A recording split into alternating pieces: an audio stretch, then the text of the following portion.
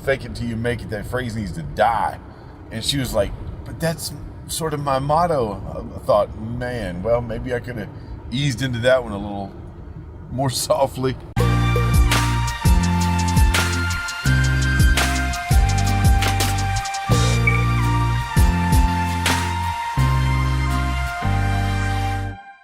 This is my view about 10 hours out of the week.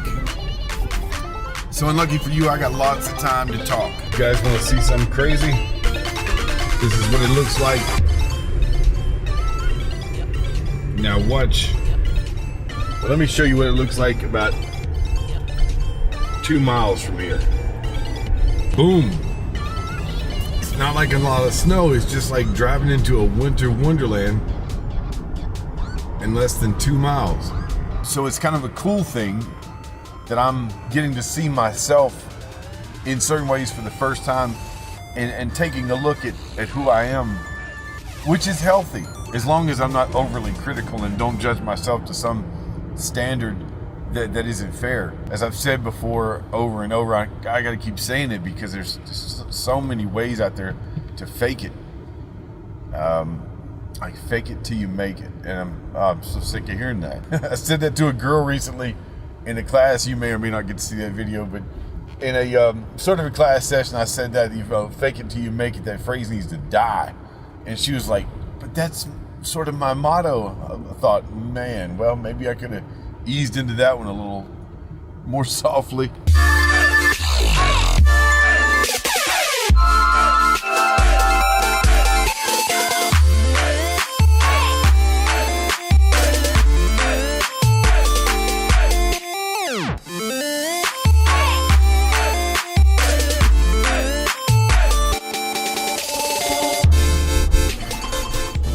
So I'm thinking about 2 Corinthians 13 and verse 5, where it tells me to examine myself.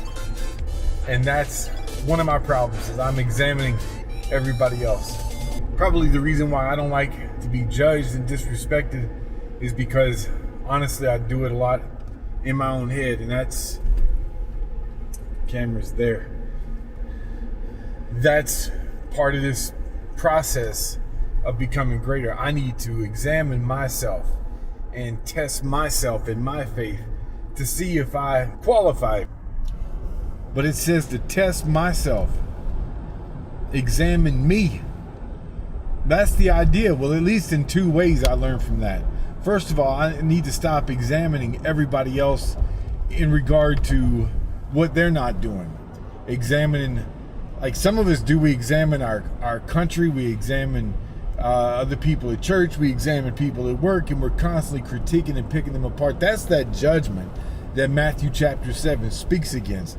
Because of the log that's in my eye, I don't have the right and shouldn't have the time to pick out the speck that's in your eye or somebody else's. So at least in that respect, I need to stop examining other people and taking the focus off myself, even in my own mind. You know, everything about this Christian walk, this quest, is about practice. I'm practicing doing right, so one day I'll be completely right, and I'm getting ready for that. I'm practicing getting along with my brothers and sisters so that one day we can all live together forever. I'm practicing when I'm worshiping God, where I'll be doing that forevermore in heaven. Or like Allen Iverson says, practice. Yeah, we talking about practice. Some of y'all won't even know what that is. Don't even know who AI is. That's a shame.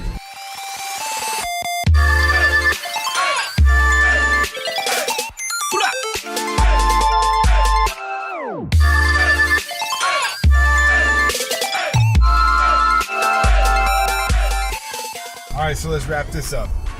I need to examine me, not you so much, but me. The problem for me is looking at everybody else and doing one of 2 things. Either looking at them critically and judging them in a way that is not even my right to do, nor am I allowed to do so.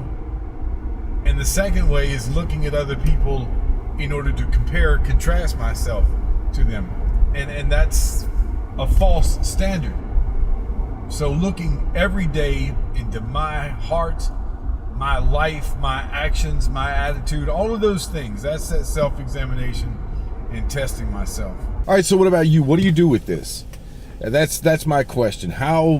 Give me some ideas of how to put yourself in check. Tell me how I can better put myself in check every day and do some real self-examination. There are lots of different ways. So I'm curious about if you've thought about this. If you haven't, what you might try.